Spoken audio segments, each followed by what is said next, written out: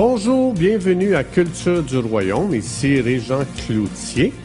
Notre vision est d'équiper notre génération à découvrir leur nouvelle identité afin que tous puissent expérimenter leur plein potentiel.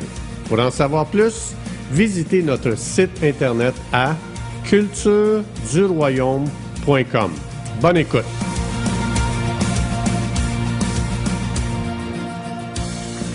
Alléluia! Merci Jésus. Seigneur, on veut te remercier de ce que tu n'as jamais changé, Jésus. Tu es le même hier, aujourd'hui et éternellement. Puis vraiment, on t'aime, Jésus. On est vraiment en amour avec toi. Il n'y a rien d'ordinaire en toi, Jésus. Tu es vraiment merveilleux. Tu es glorieux. Tu es magnifique. Est-ce qu'on peut entendre des merci à Jésus ce matin? Juste, allez-y, juste des merci. Alléluia. Alléluia, Jésus. Tu es merveilleux. Personne n'est comme toi, Seigneur. Il n'y a personne comme toi. Il n'y a personne.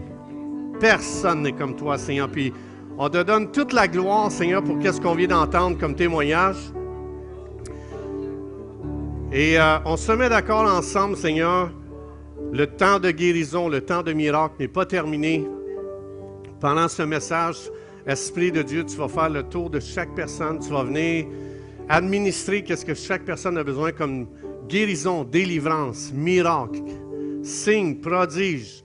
On t'invite, Esprit de Dieu, c'est ton rassemblement, c'est toi qui dirige ce rassemblement. Et on veut vraiment te dire merci, on te glorifie, Seigneur. S'il y a quelqu'un aujourd'hui qui veut que Dieu soit personnel, qui réponde à son besoin, juste dire, Esprit de Dieu, je veux ma provision aujourd'hui.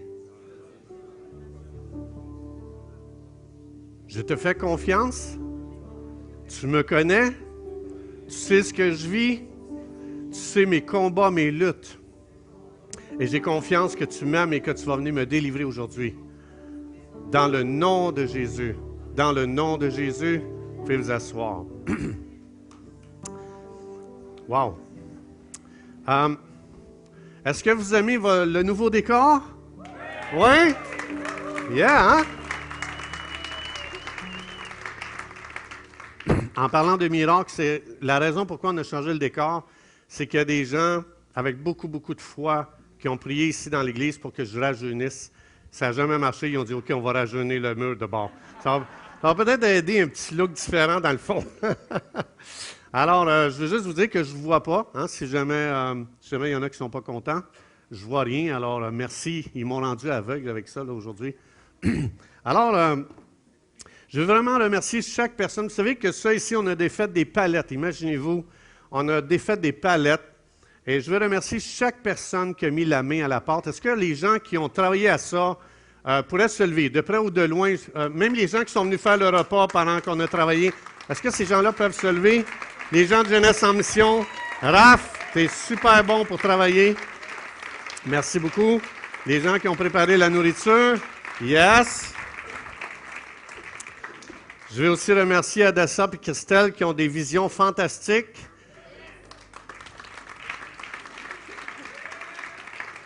Et j'ai découvert des nouveaux petits muscles dans mon corps à travers tout ce projet-là que je ne savais pas. Je ne savais pas que ça faisait si mal que ça, travailler dans la construction. Boy, ceux qui travaillent dans la construction, là, félicitations. Alors, tout le monde est en forme? Oui? OK. Alors, est-ce que je peux vous faire travailler aujourd'hui? C'était hier, le sabbat, c'est pas aujourd'hui. OK. Hey, la vie chrétienne, là, c'est quelque chose, hein? Êtes-vous d'accord avec moi? C'est quelque chose, la vie chrétienne. Une fois, il y a un gars qui était qui priait et qui dit Seigneur, je suis tellement content de moi, là. Je suis tellement content, là. Hey, jusqu'à date, Seigneur, là, j'ai pas eu de mauvaise attitude. Merci beaucoup. Hey, Seigneur, je veux tellement te remercier, là, jusqu'à date, là. J'ai pas été impatient envers personne. Merci, Seigneur, je n'ai pas insulté personne aujourd'hui. Je ne me suis pas mis en colère envers personne. Puis, Seigneur, vraiment, là, je n'ai pas eu de mauvaise attitude. Vraiment, c'est super. Vraiment, là, je suis content de ma vie chrétienne. Vraiment, je te bénis, je te loue, je te glorifie. Mais s'il te plaît, dans 5 minutes d'ici, je sors du lit. Viens m'aider, s'il vous plaît. La vie chrétienne. Dites-moi, ça vous est-il déjà arrivé, vous autres, de vraiment avoir de la difficulté à aimer quelqu'un? Pourquoi vous me regardez quand vous dites ça, là? Tu sais, vraiment quelqu'un de détestable, quelqu'un qui n'est pas aimable, et puis, ça vous est-il déjà arrivé de dire, « Hey, Seigneur, aide-moi à aimer cette personne? » Oui? C'est bien de faire ça? Oui? Ça vous est-il déjà arrivé, messieurs, d'être bête envers votre femme? Ça vous arrive-tu de mentir des fois, messieurs? Mais tu sais, ça vous est-il déjà arrivé de dire, « Ah boy, dans ce temps-ci, je manque tellement d'honneur envers ma femme, il faut que je travaille là-dessus. » Ça vous est-il déjà arrivé de lever les mains, messieurs, que vous avez déjà... OK. Tous les autres, levez la main. Seigneur, pardonne à ces pécheurs, ici aujourd'hui. Ou bien encore, tes enfants, tu sais, ils traversent une période difficile, puis vraiment, là, vraiment, ils tombent sur le pompon. Ça vous est-il déjà arrivé? Puis vous dites, « Hey, Seigneur, aide-moi, je suis tellement impatient, ils viennent tellement me chercher là, dans le fond des tripes, Seigneur, il faut que je travaille sur ma patience. » Ça vous est-il déjà arrivé? OK. Ça vous est-il déjà arrivé, là, vraiment vous inquiéter, là, vous stresser, puis vous dites, « Hey boy, je vais avoir des ulcères si je continue à m'inquiéter comme ça. Il faut que je travaille là, à vraiment prendre la vie du bon côté. » Ça vous est-il déjà arrivé? OK, vous êtes des bons chrétiens. Ça sonne bien. Tout ce que vous venez de me dire, ça sonne très, très bien. Mais il y a un problème à tout ça. Et c'est celui-ci. Alors, regardez bien le problème ici. On va regarder dans Romains chapitre 7, versets 14 à 25. Tout ce qui est en couleur rouge ou bleue, c'est vous qui le dites, OK? Ça marche? Moi, je lis le reste. Ça va? Je vous fais participer, oui ou non? Oui. Tout le monde est là? Oui. OK. On y va.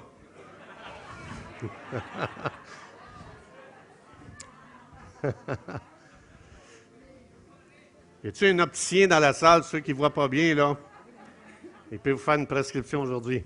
Alors, nous savons en effet que la loi est spirituelle, mais charnelle. Moi, je n'ose pas dire ça, OK? Je suis charnel. Vendu au péché, car ne sait pas ce que fait. Ne fait point ce que veut. Fait ce que... Hey, en tout cas, on va arrêter là, parce que... 23 fois... Ouais, c'est mon fils qui parle le plus fort. C'est moi qui ai donné cette voix-là. Mais ici, ce qui est très intéressant, c'est que Romains chapitre 7, c'est un chapitre qui parle justement, c'est tout au sujet de moi qui essaye de vivre la vie chrétienne. C'est pour ça que tu retrouves dans le chapitre 7 de Romains 23 fois le mot et 8 fois le mot. Alors, ça veut dire qu'ici, dans ce chapitre-là, on retrouve quelqu'un qui essaie de vivre la vie chrétienne et je vais faire ressortir une phrase qui explique les gens qui essayent de vivre la vie chrétienne. Ah, ça, c'était pas là. Il me joue un tour en arrière. Voilà un chrétien qui essaie de vivre la vie chrétienne par lui-même. Et ça dit quoi dans le chapitre? Misérable que je suis. Alors, cette phrase-là a été donnée au milieu de n'importe qui vit conscient de lui. Je veux aimer Dieu, je veux être un bon chrétien, je veux m'améliorer, je vais travailler sur la patience, je suis impatient dans ceci, mais il faut que je travaille là-dessus. Donc, c'est quelqu'un qui essaye par lui-même de vivre une vie chrétienne. Et la Bible explique que le résultat de ça, c'est justement d'entrer dans une vie misérable. Mais toute notre vie, on nous a appris à relâcher nous-mêmes. Et c'est ce que, ici, le gars fait face. Il essaye de relâcher la vie chrétienne par lui-même.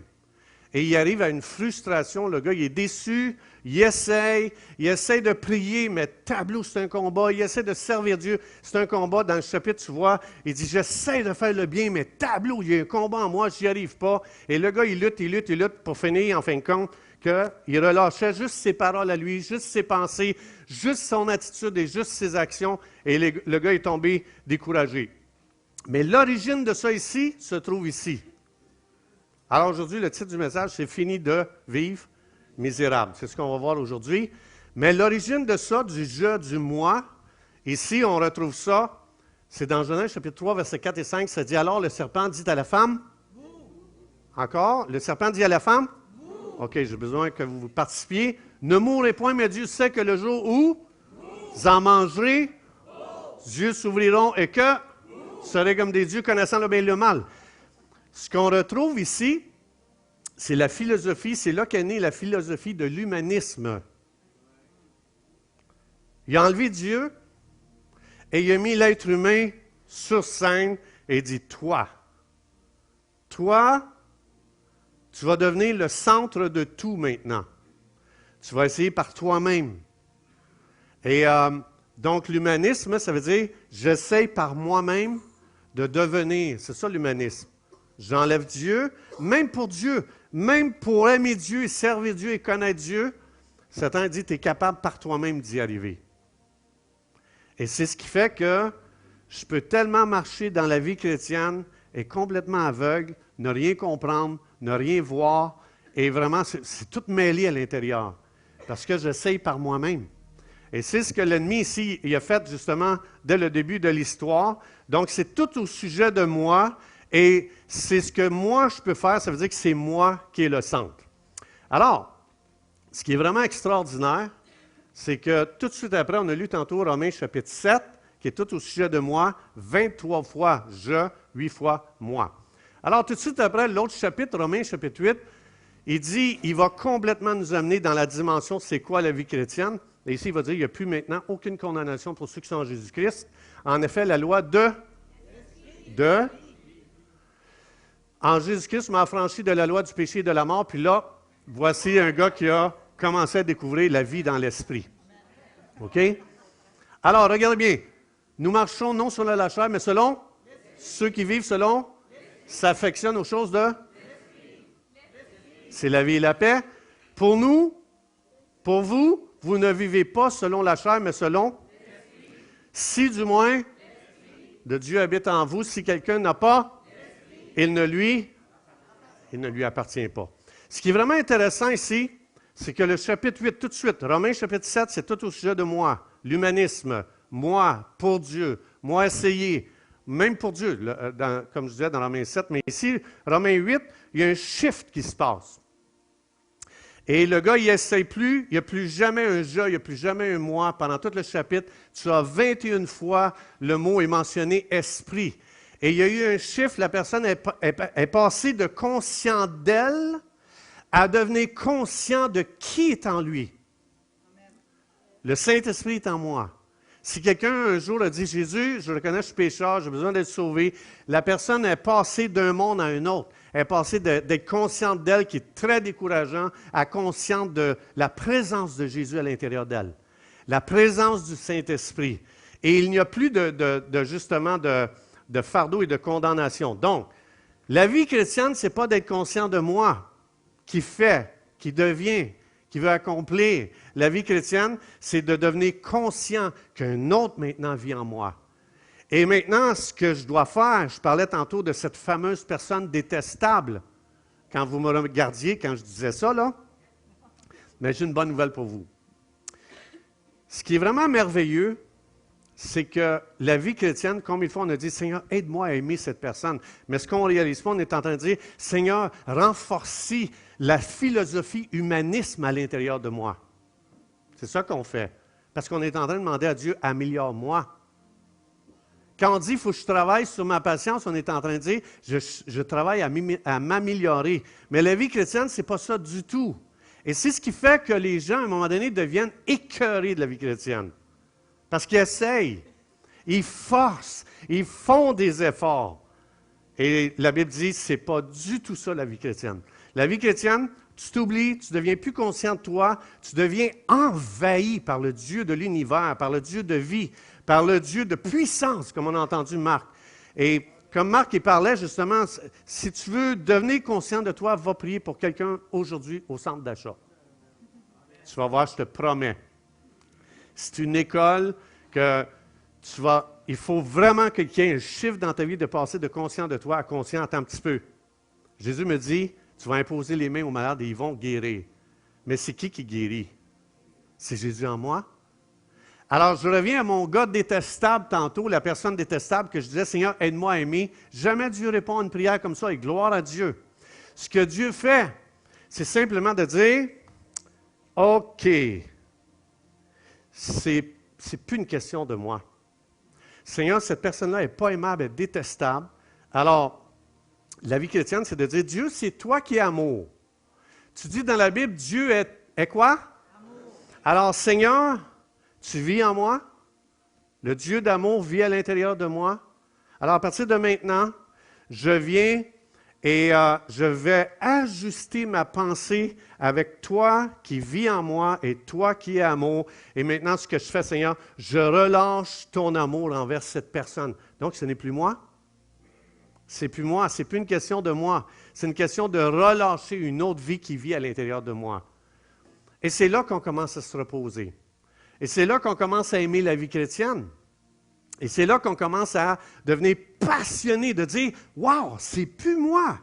J'ai plus besoin d'être quelqu'un d'extraordinaire. J'ai plus besoin de devenir, j'ai plus besoin de m'améliorer. Boy, que c'est le fun! » Parce que si tu travailles à t'améliorer, tu vas être découragé. Même Dieu a été découragé un jour quand il a pensé à dire « Il faut que je l'améliore. » Savez-vous ça?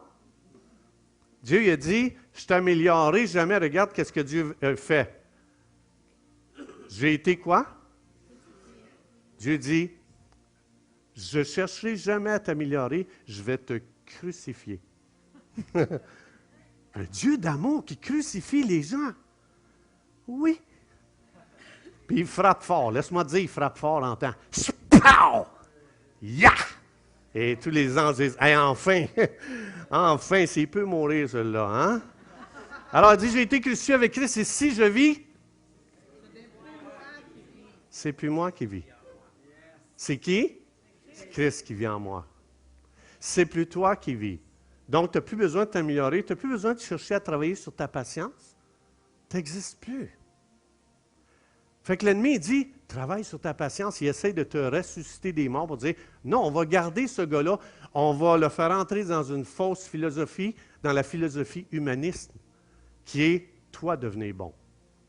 Ça, c'est la religion humanisme.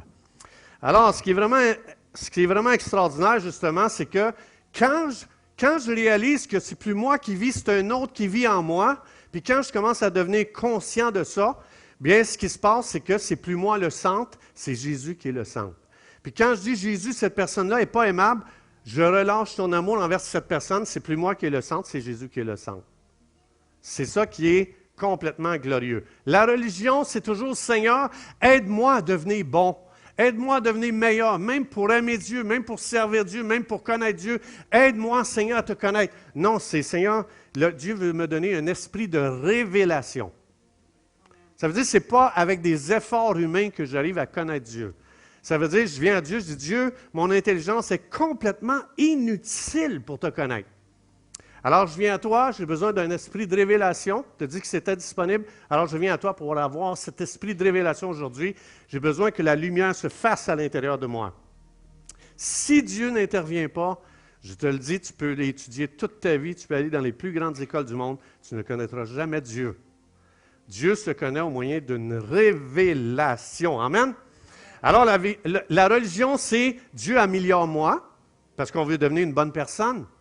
Mais la chrétienté, c'est Dieu, apprends-moi à devenir conscient que toi, tu es en moi et apprends-moi à relâcher Dieu et Jésus-Christ en toute situation, le Saint-Esprit en toute situation.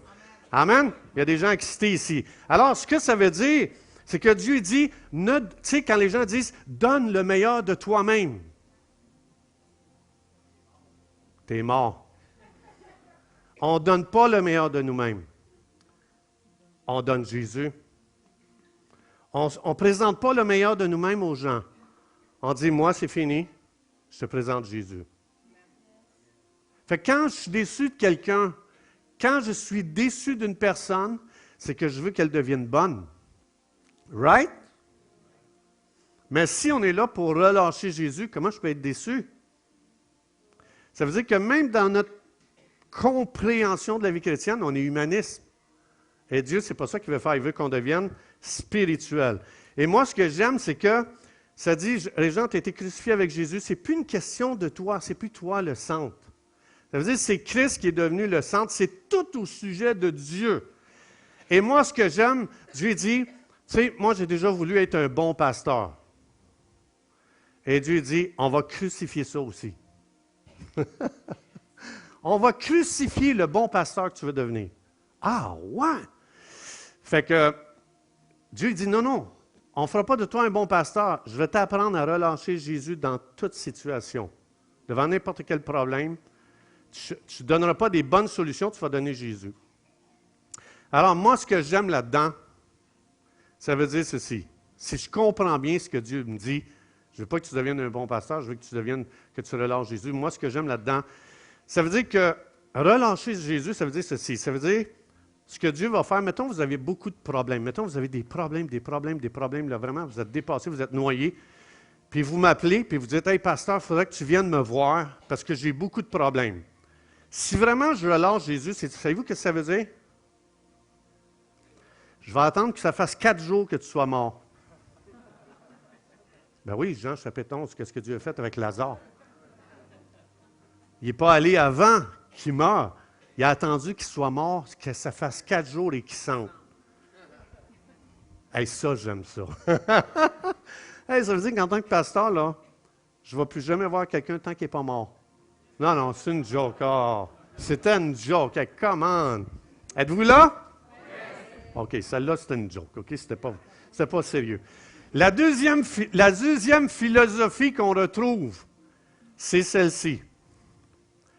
Je retourne dans Genèse chapitre 3, versets 4 et 5, ça dit, « Alors le serpent dit à la femme, « Vous ne mourrez point, mais Dieu sait que le jour où vous en mangez, vos yeux s'ouvriront et vous serez comme des dieux. » Tout le monde? L'autre chose que le diable a proposé à l'être humain, c'est une deuxième philosophie qu'on appelle le rationalisme. Il est en train de dire, tu n'as pas besoin de Dieu pour connaître. Tu peux savoir, tu peux apprendre et tu peux connaître maintenant sans Dieu. Fou, hein? Ça, ce qu'il est en train de dire, l'ennemi, c'est qu'il est en train de dire que c'est encore toi qui es le centre. C'est ça ici qu'il est en train de dire. Avez-vous déjà entendu cette expression-là? Dieu t'a donné une intelligence, un cerveau, serre-toi-en. Avez-vous déjà entendu ça? Oui. Avez-vous déjà entendu? Oui. OK. Alors, ça a l'air bien, mais c'est encore toi qui es le centre. C'est ça ici qu'il est en train de dire. Tu peux apprendre, tu peux connaître, tu peux étudier, tu n'as pas besoin de Dieu. Alors, ces deux philosophies que Jésus-Christ a complètement exposées ici, regardez bien qu'est-ce que Jésus a fait. Dans Jean 5, 19, Jésus dit, en vérité, je te le dis. Oh! Hey, j'ai perdu mes collaborateurs ici. Dites encore, plus fort. Quoi? Non, c'est pas ça que je veux dire. C'est la personne la plus intelligente. Écoute, Jésus a créé le ciel et la terre, les anges, les animaux, l'univers. Il a créé tout ce que tu vois. Et Jésus s'en vient, la personne la plus intelligente, la plus puissante de l'univers, qui n'a pas de commencement, il n'y a pas de fin. Il s'en vient, il met les 2 pieds sur notre planète et il dit, « Je ne peux rien faire par moi-même. » Je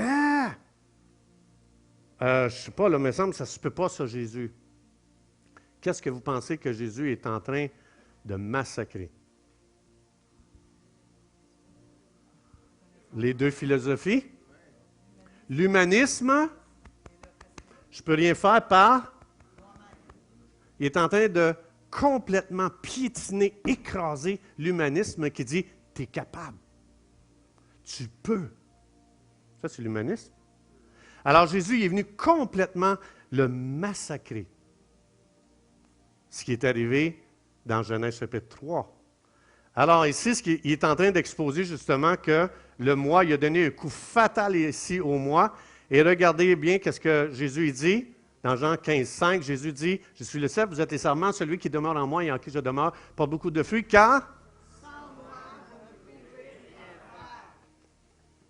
Wow!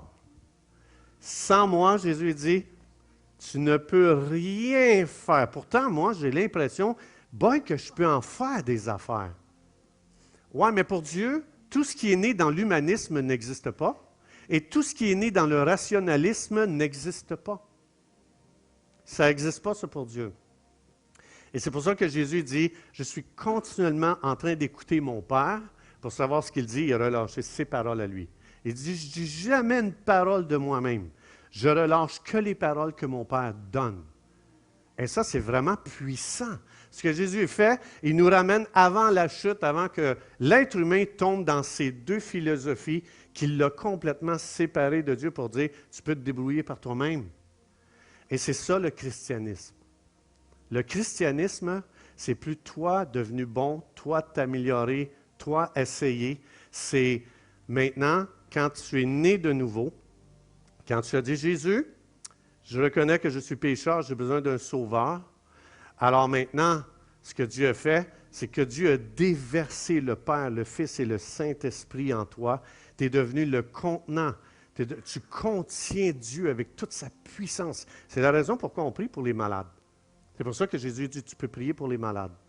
Parce que Dieu sait ce qu'il a mis à l'intérieur de nous. Mais comme il disait Marc, et j'ai trouvé bon son témoignage, il y a comme une barrière à franchir. Est-ce que je suis prêt à croire Dieu? Quand Dieu dit, tu vas chasser les démons, tu vas faire des miracles, tu vas faire des guérisons. Souvent, comme Marc a expliqué, on est à une école, on est en train d'apprendre que j'ai tellement à l'intérieur de moi que juste pour relâcher ça, il faut que j'arrête d'être conscient de moi et devenir conscient de plus en plus que Dieu est à l'intérieur de moi, que je suis appelé à relâcher Jésus-Christ dans les situations. Les gens n'ont pas besoin d'un bon régent. Les gens ont besoin de Jésus-Christ dans toute situation. Le restant, ils n'en ont pas besoin. C'est pour ça que, des fois, vous savez, quand, je pense que c'est Luc qui disait ça, je ne suis pas sûr que c'est Luc, en tout cas, j'en écoute tellement que je ne sais plus qui dit quoi, mais il y a quelqu'un qui disait 50% des pasteurs aux États-Unis, si tu leur offrais un autre travail qui pouvait trouver une source de revenus différente que le pastorat, 50% quitteraient le pastorat sur le champ pour s'en aller sur le marché du travail. Pourquoi?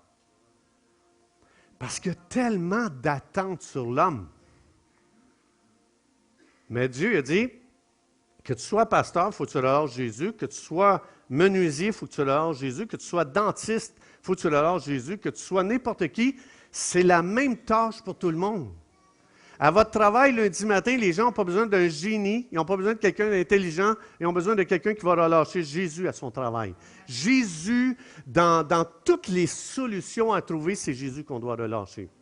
Parce que notre monde n'a pas besoin des gens doués, des gens intelligents. Notre monde a besoin de la puissance de Dieu en chaque situation, de l'onction du Saint-Esprit dans chaque dimension de la vie. Et c'est pour ça qu'il y a des pasteurs qui brûlent, parce qu'ils essayent, ils travaillent très fort pour rencontrer les attentes des gens et les besoins des gens. Mais on n'est pas appelé à faire ça. Et c'est pour ça que quand ils ne veulent pas décevoir, les pasteurs ne veulent pas décevoir les gens, et ils rentrent dans un programme de faire, de devenir, d'essayer de répondre à des attentes qui tuent les gens complètement. Alors c'est pour ça qu'on est appelé à relâcher la présence de Jésus-Christ en chaque situation. J'inviterai les musiciens, s'il vous plaît. Alors aujourd'hui, ce que je veux partager avec vous, c'est simplement, je vois beaucoup de gens, des croyants qui sont découragés. Je vois des gens qui essayent tellement, puis ils viennent brûler, ils viennent déçus, ils viennent découragés parce qu'ils essayent de sortir même des liens du péché. Même des liens du péché, beaucoup de croyants luttent avec ça. La seule raison, les gens essaient de travailler. Écoute, le péché, là, essaye pas de te sortir de ça, c'est pas faisable. Il faut juste que tu meurs. C'est tout. La Bible dit, considère-toi comme mort au péché. C'est juste plus conscient de toi. Et puis de commencer à dire, OK, Seigneur, je viens à toi, et c'est plus moi qui vis, c'est Christ qui vit en moi, et je vais commencer à relâcher Jésus dans chaque situation. Alors aujourd'hui, ce que je vais faire avec vous, c'est ceci.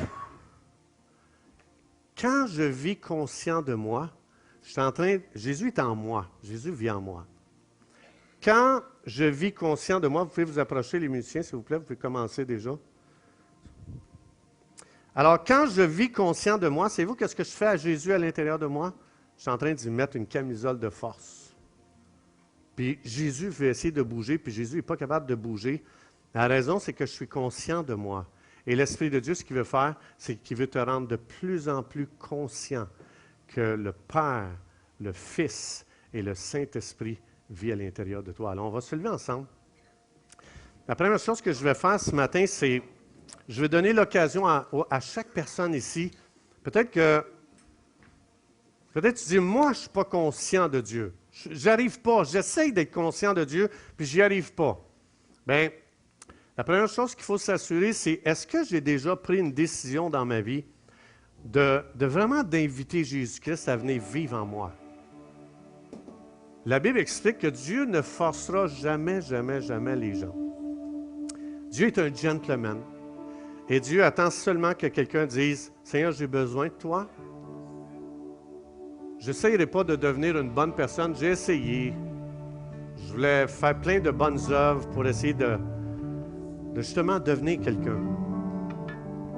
Mais ça, ce que ça fait, c'est en train de te voler quelque chose que tu pourrais commencer à expérimenter d'extraordinaire. Et la chose extraordinaire, c'est que Jésus-Christ, ici, aujourd'hui même, puisse venir dans ton cœur habiter, que le Saint-Esprit vienne et qu'il te baptise de lui, que le Père vienne et qu'il te donne une révélation de l'amour qu'il a pour toi, qu'il a donné son Fils Jésus, qui a payé sur la croix, il a versé son sang, il a donné sa vie. Et aujourd'hui, juste un chiffre peut se faire dans ta vie par une simple prière. Dieu répond à toutes les prières. Alors, si tu n'as jamais demandé à Jésus de venir dans ta vie, tu te demandes comment on fait ça? Très simple. Regardez bien qu'est-ce que je vais faire. Jésus, je reconnais que je suis pécheur et je t'invite dans ma vie. Je te demande, Jésus, de venir à l'intérieur de moi puis de me donner cette nouvelle vie aujourd'hui. Pardonne-moi de mes péchés, Jésus. Je reconnais que je suis pécheur. Je sais que j'ai besoin de toi, Jésus. Et je t'invite, je te demande, Jésus, viens faire ta demeure en moi aujourd'hui. Esprit de Dieu, viens me baptiser de feu. Viens me baptiser d'un feu du ciel. Viens complètement m'inonder, me submerger ici aujourd'hui. Saint-Esprit, j'oublie les gens qui sont autour de moi présentement. Je demande que le Père me donne une révélation de son amour ici aujourd'hui. Père, tu dis dans ta parole que tu m'aimes éperdument. Viens comme des vagues d'amour dans mon esprit. Viens juste me révéler combien tu m'aimes, combien je suis précieux pour toi, combien je suis une perle pour toi, Père. Merci. Merci, Jésus, pour ta vie. Merci pour ton sang. Merci, Esprit de Dieu, de venir me baptiser présentement, de venir brûler tout ce qui est de l'humanité en moi et de vraiment faire de moi un temple du Saint-Esprit, de faire une demeure du Dieu vivant, du Dieu trois fois.